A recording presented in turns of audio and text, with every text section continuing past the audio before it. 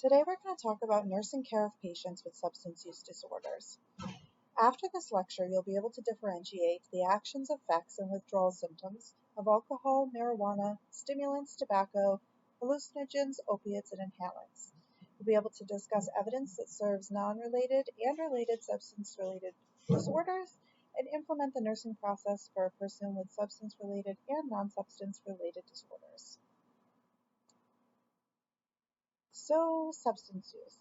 A couple of terms that you should know: addiction and physical withdrawal syndrome. Starting with addiction. Addiction is the repeated compulsive use of a substance that continues despite negative consequences.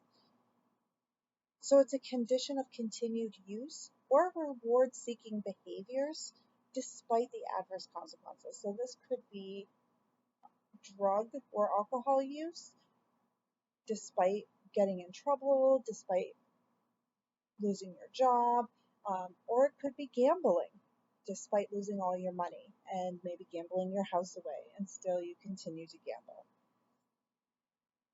Physical withdrawal syndrome. Physical withdrawal syndrome is a physiological response to abruptly stopping or greatly reducing a substance that's been used for a long time. It causes withdrawal symptoms to occur.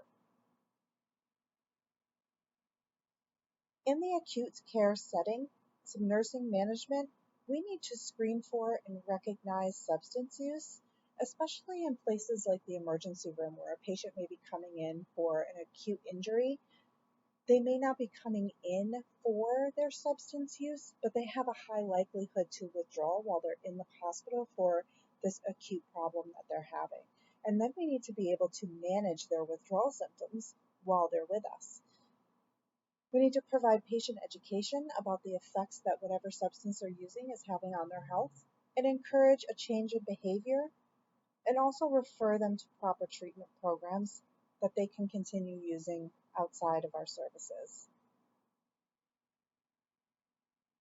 When we talk about why people may have an addiction or why some people have more trouble with alcohol than others or other substances, there is a genetic predisposition theory. Certainly it's not inherited. So if a parent has a problem with alcoholism, it is not that the child inherits alcoholism. However, someone who is using a substance for a long time, it can alter your gene makeup and how you produce or take in dopamine, and that can be passed on to children. And what that does is it controls impulsivity and addictive behaviors. Whether that addictive behavior then transfers to substance use or alcoholism or gambling or collecting something in your house, it's just the way that you may be more susceptible to addictive behaviors or compulsions than someone else may be. It could be someone's temperament, like their attitude, their willingness to change. It could be their self-concept or even their age. So cultural and societal factors determine what's acceptable or allowable forms of drug or alcohol use. In one state, marijuana is legal, but in another state, marijuana is illegal. Social consequences for problematic behaviors.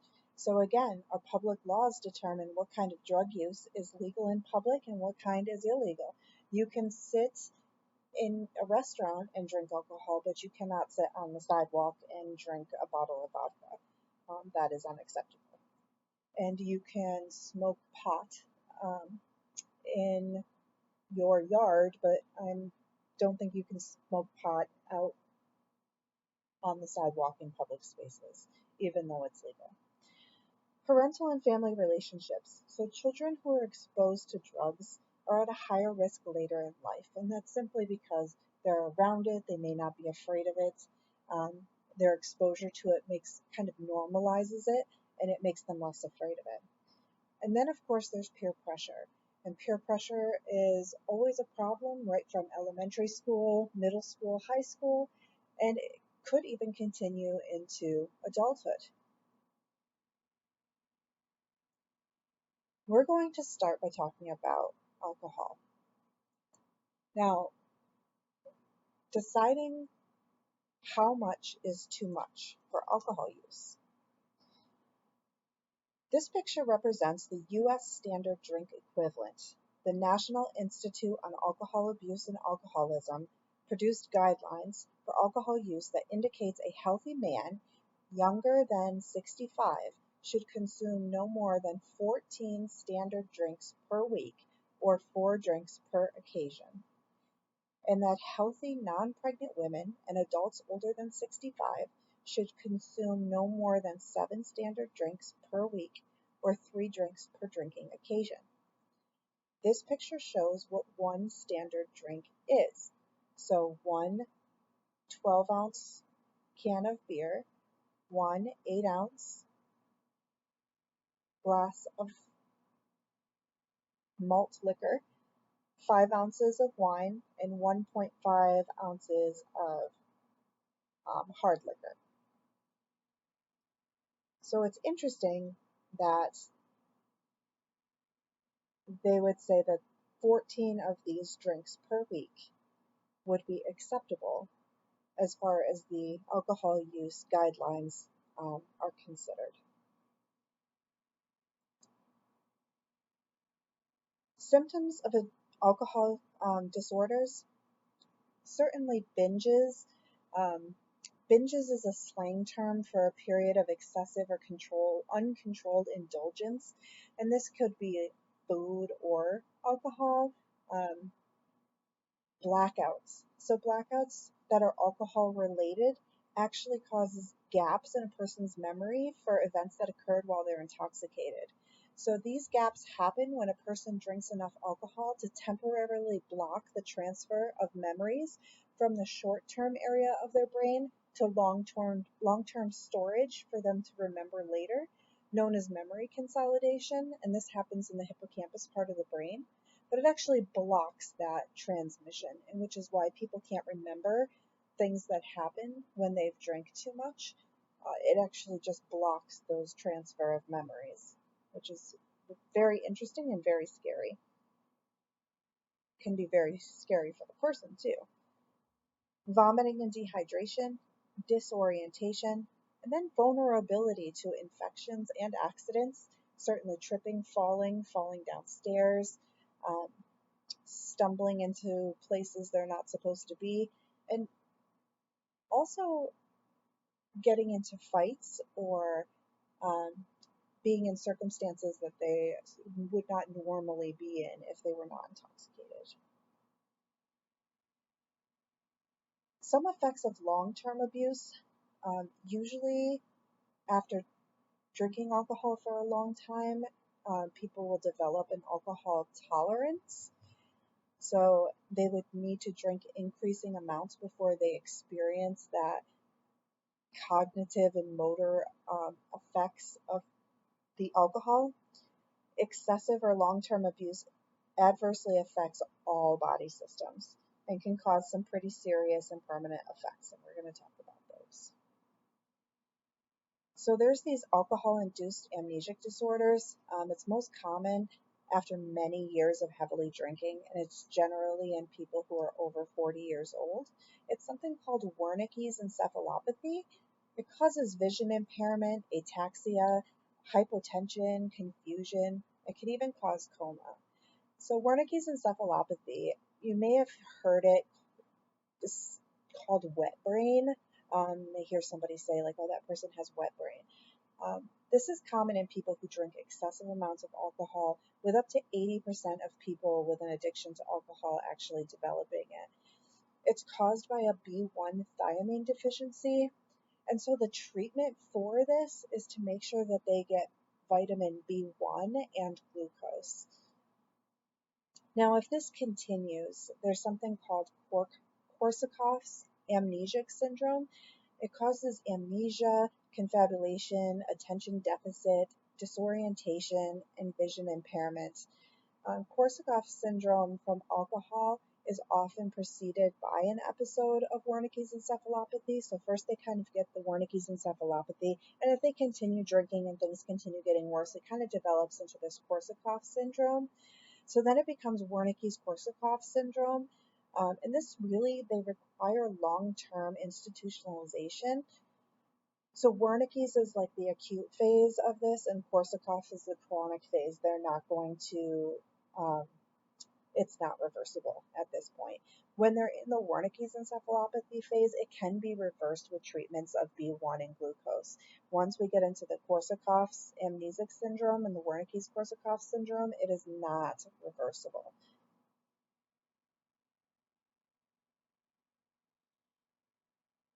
There are several tools we can use for screening, and one of them that I want you to know is the CAGE questionnaire. So the CAGE questionnaire identifies substance use dependency related to alcohol. So in order to find out if someone feels that they are dependent on alcohol, we can use this tool. And what CAGE stands for, there's a sentence or a question that goes with each of these mnemonic for CAGE. So C is, do you ever feel like you need to cut back or cut down on your drinking, right? A is annoyed. Do you feel annoyed because people keep telling you that, you need to stop drinking or make comments about your drinking? G is for guilty. Do you ever feel guilty about your drinking or about something you've done while you're drinking? And then the E is for eye-opening. Do you feel like you need to drink first thing in the morning when you open your eyes to get rid of a hangover or to get rid of any kind of adverse effects that you feel from having not drank in a significant period of time? So cut down, annoyed, guilty, and eye opener. And you do need to know these. Alcohol withdrawal starts 4 to 12 hours after the last drink, and it can peak within 24 to 48 hours, in which time it could progress into delirium tremens, and we're going to talk separately about that in a couple of slides. That is a medical emergency. Now, alcohol detoxification, this is a period of time where the patient is observed and given medication to avoid withdrawal symptoms. So detoxification is different than withdrawal. Detoxification is controlled and it's managed by nurses, doctors, and with medication. And for tools for that, we use the Clinical Institute Withdrawal Assessment Tool, or the CIWA, to assist in objectively scoring the level of the patient's withdrawal symptoms and make appropriate treatment choices. And we're going to go over that CIWA tool in class. Delirium tremens. So this is when we have a medical emergency. This person may be experiencing hallucinations, tremors, seizures, elevated blood pressure, and that would be very, very high, like 200s over 100 systolically, an elevated pulse. Delirium tremens is a rapid onset. It occurs, it's often 3 days into the withdrawal symptoms, and it can last for 2 to 3 days. Delirium tremens typically occurs only in people with a high intake of alcohol for more than 1 month, followed by a sharply reduced intake, which means they've been drinking very, very heavily for at least 1 month or more, and then they suddenly stop. Or maybe they suddenly reduce the amount they're taking in. But usually at this point it's because they stopped and they're in with us. A similar syndrome can occur with benzodiazepines because benzodiazepines work similarly in the brain as alcohol does. But this is a medical emergency and it needs to be treated with medications. Therapeutic interventions for alcohol use. So support groups such as Alcohol Anonymous is very helpful. Cognitive behavioral therapy to really get to the root cause of what is causing the person maybe to feel, depressed or anxious or whatever comorbidities going with this that's maybe leading to their wanting to drink, some talk therapy. So there's a screening, brief intervention, and referral to treatment um, tool. And this is a tool that's done in a primary care office or the emergency room where people receive a brief intervention, and they're more likely to be successful in treatment. So some people don't recognize they have a problem until they're screened, and I kind of mentioned that earlier. So when they come into their primary care doctor's office or they come into the ER, we can do this brief intervention and referral to treatment screening, and that's can be very helpful, even just to get them thinking about cutting down and getting into treatment. We use medication and hospitalization as well for therapeutic interventions. So withdrawal symptoms can occur in any patient who abuses alcohol and stops drinking. So we need to observe for signs of seizure activity. That's our priority because we're looking for those delirium tremens. Our, medic- our medication treatments are going to be benzos, such as Librium and Valium and Ativan. These help prevent DTs from occurring during acute withdrawal because benzos are cross-tolerant with alcohol, and they create a sedative effect by stimulating that GABA receptor. Antipsychotics sometimes are used to reduce the seizure threshold. That's really all they're used for. But we'll give those to reduce the seizure threshold, and they can be used as an adjunct to help with hallucinations as well. So if someone is having delirium tremens and they're having those hallucinations, antipsychotics may be helpful just temporarily to reduce the hallucinations. Goals for treatment, certainly partnering between healthcare providers and the individual and the family to really come up with a solid plan. This may require a period of intense treatment to safely manage physical and psychological withdrawal symptoms. And the real work towards recovery begins after a safe detox. So our priority is to safely detox the patient with medications and therapeutic treatments to make sure that they can get through those first 3 days safely, and then we can start working on therapy and outpatient treatment programs plans for them. So for prevention of relapse, we have some medications we can use that can help. Um, the disulfiram antabuse, this works by causing people a high amount of discomfort when taken with any amount of alcohol. So if they take this medication and then they drink alcohol, it'll give them a really upset stomach. So it's kind of a turnoff for ingesting alcohol.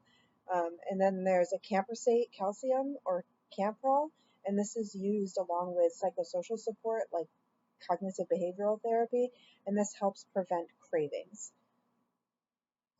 So promotion of health, we want to make sure they're getting adequate nutrition and supplemental vitamins, especially those B1 vitamins. So multivitamins are essential due to malnutrition, like thiamine, folic acid, and magnesium sulfate. Those are really three big ones for alcohol withdrawal, alcohol use, to make sure that they're supplementing those. So recovery from alcoholism is a lifelong journey. It involves change in lifestyle and often in relationships. Our short-term outcomes are evaluated in the treatment setting, but then the long-term outcomes, they're really established and evaluated by the patient, who often continues to use professional and non-professional support as needed. Therapy can range from inpatient hospitalization to halfway houses to eventual independence, and usually with attendance of AA meetings or even NA meetings. And certainly people who have used alcohol in the past are welcome at NA meetings as well. Hospitalization may be necessary during the acute withdrawal stage, and that is very necessary and common for alcohol use. It's common for patients to seek treatment multiple times. This does not always work the first time. It's very, very difficult. As you can imagine, alcohol is widely socially accepted. So it's sold in so many stores. It is, you'll find wine bottles printed on canvases for, art that's going to be hung in people's homes. or even dog toys in the department stores. You'll find wine bottles and beer cans, and there is excerpts of alcohol everywhere. And so it's very difficult sometimes for someone who's struggling to not drink anymore, to not be reminded constantly of alcohol. And so this may take many tries sometimes for them to be successful overall. This should never be interpreted as a weakness in the patient's treatment program. It's only a sign that the person is learning more about their disorder and that they need to help themselves. So people with all kinds of chronic diseases experience relapse at times. So moving on to other substances. Additional signs of drug abuse, things that we can kind of look for when we're doing our screenings, similar to alcohol use disorders, but looking at for like red, watery eyes, a constant runny nose, hostile behavior, paranoia. We may see those needle tracks or scars on people's arms. Um, Signs of prescription drug addiction might be changes in appetite or weight, certainly sleep disturbances, difficult with motor coordination. If they're trying to write, they may be very shaky. Changes in their pupil size, whether they're really large pupils or really small pupils, depending on the substance that we're suspecting. Mood swings, excessive absences from work or school, and certainly secretive behaviors that are not typical of that person. So let's talk about inhalants first. So inhalants are carbon-based fumes that are inhaled and rapidly absorbed. It reaches the central nervous system quickly and causes a brief euphoria and then drowsy and lightheaded. Over long-term use, this can cause brain damage, problems with cognition, movement, vision, and hearing. Treatment for this, there really is no treatment. The treatment is supportive care, and withdrawal is rare due to the short durations. They happens within minutes. Um, Another term for doing this is called huffing. So huffing is the intentional inhalation of a chemical vapor to gain a mental high or euphoric effect. Some things that people use when they huff are whipped cream bottles because of the compression in the can, the carbon compression, super glue, sometimes nail polishes, um, things like of that nature, paint thinners, nitrous oxide. Most inhalants are depressants and their effects are similar to alcohol. So toxicity might present with lethargy, dizziness, slurred speech, blurry vision, tremors, impaired coordination. Most last only for a few minutes, but it could last for a few hours, some of these symptoms. Really, it's all managed with supportive care. In some cases, they might need emergency treatment for dysrhythmias, um, possibly heart failure from the dysrhythmias, or CNS activity like seizures. But using some inhalants can result in nephrotoxicity and the need to monitor for their renal function. Moving on to stimulants. Stimulants are highly addictive. The feeling for this is euphoria, alertness, and an energy boost. There's an increase in cardiac activity, so we've got some tachycardia. This excites the central nervous system by increasing the neurotransmitters. Um, this increases our norepinephrine, serotonin, and dopamine. Some examples of this are cocaine. So cocaine can be snorted through the nose, rubbed into the gums, injected in the bloodstream, or smoked. The effect is a sudden burst of mental alertness and energy, feelings of self-confidence and being in control or social ability. The cocaine rush only lasts for 10 to 30 minutes, followed by an intense letdown effect. And this depends on how it was administered. But users experience serious psychological addiction and pattern of abuse. This is associated with stress and drug cravings. Withdrawal symptoms, usually sleep disturbances, they have some rebound REM, and this is a result of the constant up and down effect of using the cocaine, is that they don't have a good sleep cycle. They have a decreased libido, depression, suicidality is increased, anhedonia, poor concentration, and constant cocaine cravings. Recovery is difficult because of the intense cravings, and nursing intervention should focus on helping the patient solve the problems related to managing the cravings. Cognitive behavioral therapy is great for patients that use cocaine regularly, really find the root of the problem as to why they feel like they need to use the cocaine, or maybe just to adjust their perceptions of why they feel like they need the cocaine to feel better about themselves.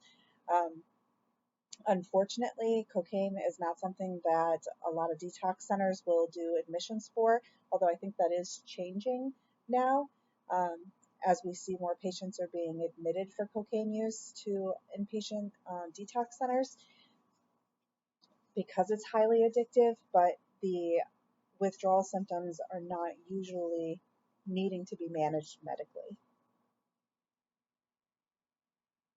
Amphetamines, another steroid.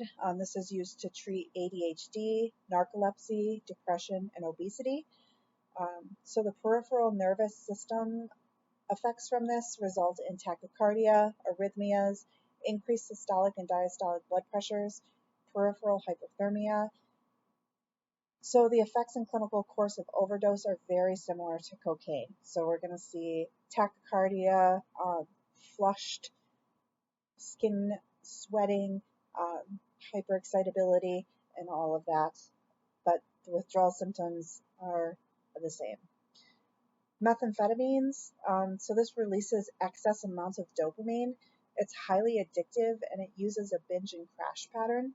So in high doses, we have elevated body temperatures and stimulates seizures.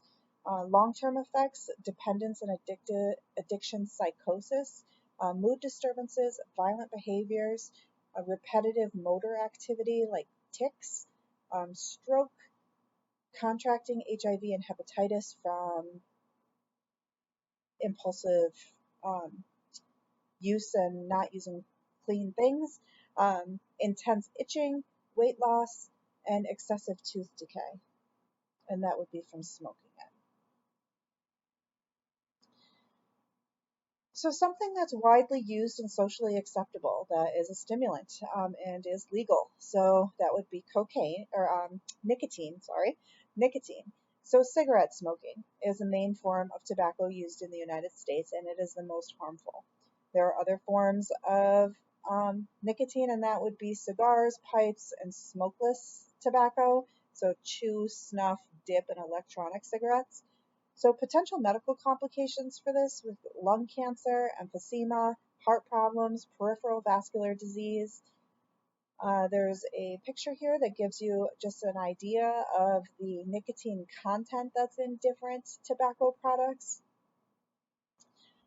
One thing that's interesting and that you should know is that the Joint Commission mandates every health professional to be responsible for identifying tobacco users and providing them with information on ways to stop using tobacco.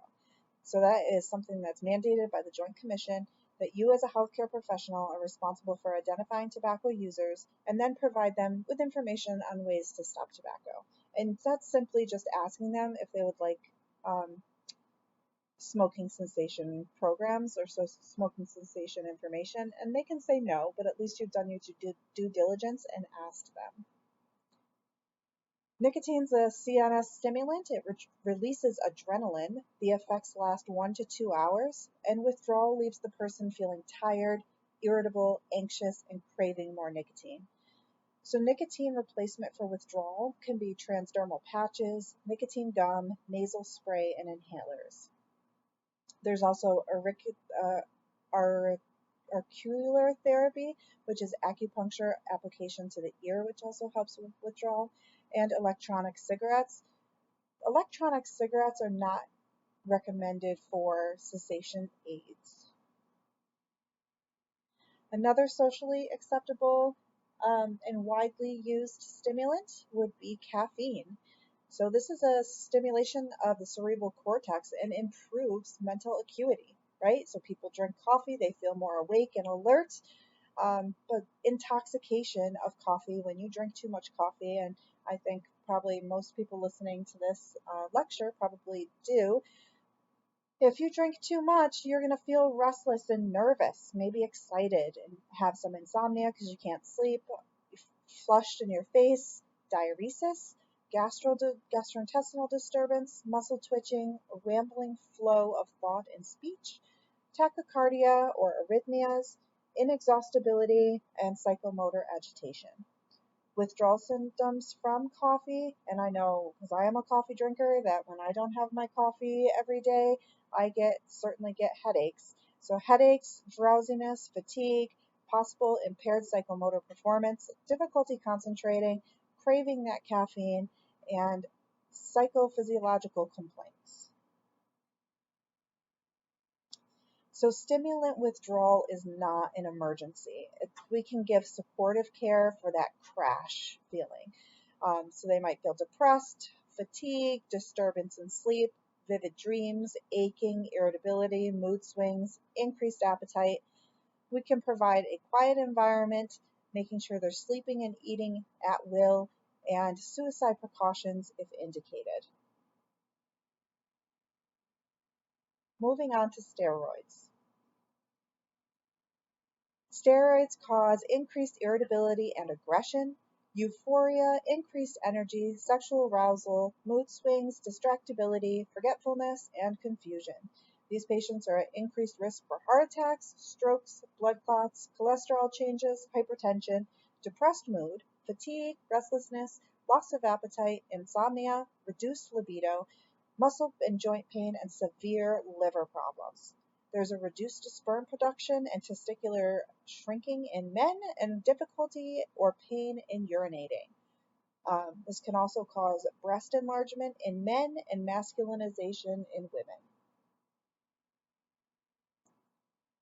Moving on to hallucinogenics. The effects of hallucinogenics are euphoria or dysphoria, altered body image, distorted or sharpened visual and auditory perceptions, confusion, incoordination, and impaired judgment and memory. Severe reactions can be paranoia, fear of losing one's mind, depersonalization, illusions, delusions, and hallucinations. There are more than 100 different hallucinogens. The acute states of intoxication can produce combative like behavior as well, and sometimes that's just brought on by people become frightful of their hallucinations or delusions or whatever is happening with their hallucinations and things. Currently, marijuana is legal in Massachusetts, so a legal and socially acceptable hallucinogen that falls in this category is cannabis.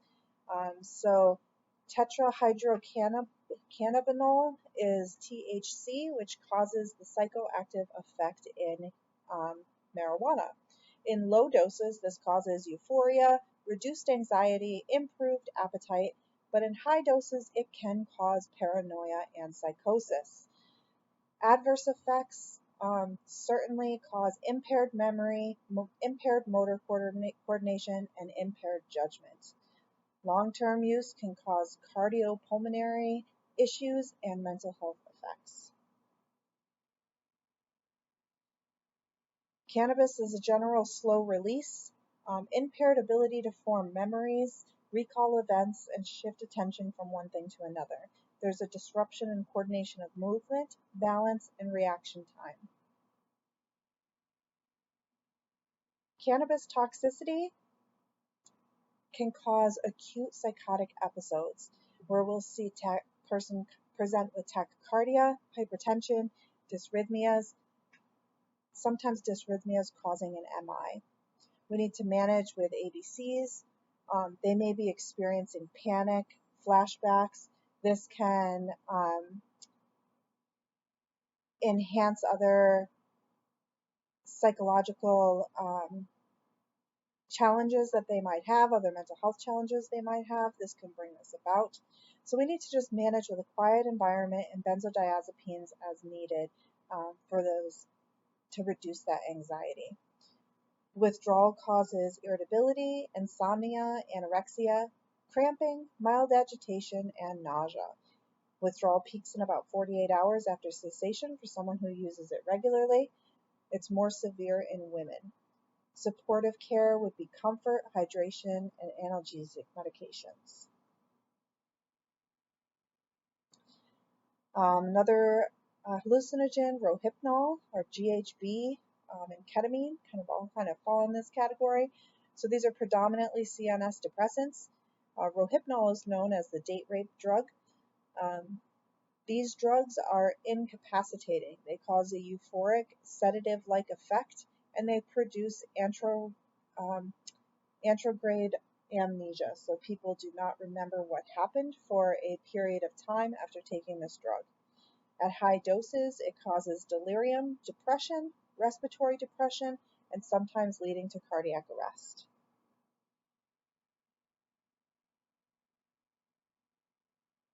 Moving on to opiates and morphine derivatives. Some examples of opiates, we have opium, heroin, which is most abused, hydromorphone, fentanyl, Oxycontin, and hydrocodone. Withdrawal symptoms can be rebound hyperexcitability. Naloxone is widely used as an emergency treatment of opiate intoxication or overdose, and we're going to talk a little bit more about that in a minute. Initial detoxification, if they come in to detox from opiates, is going to be a gradual reduction in opiate dose. We shouldn't stop people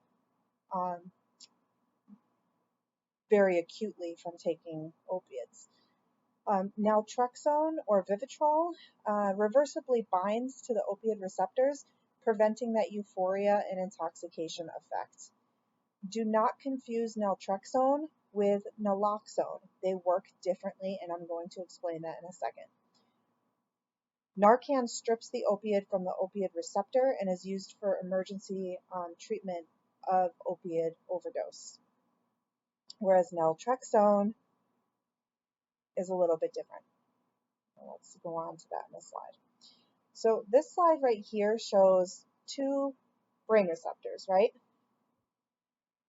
This neuroreceptor has an opiate attached to it. Naloxone comes along and it knocks that opiate receptor out and it attaches to the brain receptor. And now that person who was overdosed is going to wake up because that opiate is no longer attached to their neuroreceptor. And that is how naloxone or Narcan works. In contrast, naltrexone, let me go back for just a second and hopefully I'm not going to confuse you. But naltrexone attaches to this opiate receptor and stays there for 24 hours at a time. So that when an opiate comes along, that opiate cannot bind to the opiate receptor because naltrexone is sitting there. And naltrexone will sit there for 24 hours. So naltrexone versus naloxone. Naltrexone is a long-acting drug used as part of a comprehensive treatment plan. It's used for the control of craving for several substances. Okay, a single dose works for 24 to 48 hours, and it's available in pill form or as a monthly injection. And again, that naltrexone sits at the opiate receptors and stays there, so when someone takes an opiate, it cannot bind to the receptor, and so they do not get that euphoric effect. Naloxone, or Narcan, is a short-acting drug used in the response to an opiate overdose. So this means that opiate receptor already has an opiate bound to it, and we give naloxone, and it knocks that opiate off the receptor and binds to it instead, and then the person wakes up. So this is used for opiates only. The dose expels opiates from the receptor for 30 to 90 minutes, which is why we need to monitor a patient after they've received Narcan, because they can have a rebound overdose. It's available as fast-acting nasal spray or injection. Therapeutic interventions for opiate abuse. Certainly Narcotics Anonymous is a group. Group therapy or a support person or a sponsor would be really important, so when they feel like they need to use, they can reach out to someone to talk to. There's methadone programs. So methadone blocks that euphoric effect of other opiates. It also eliminates the often painful withdrawal symptoms that people experience when they stop using other opiates. There's also Suboxone, which is very commonly used, and this is highly effective addiction treatment. It contains the active ingredients of buprenorphine and naloxone. It's available as a film strip form and should be taken once a day as directed. Suboxone stimulates the opiate receptors in the brain, suppressing cravings and withdrawal symptoms for 24 hours.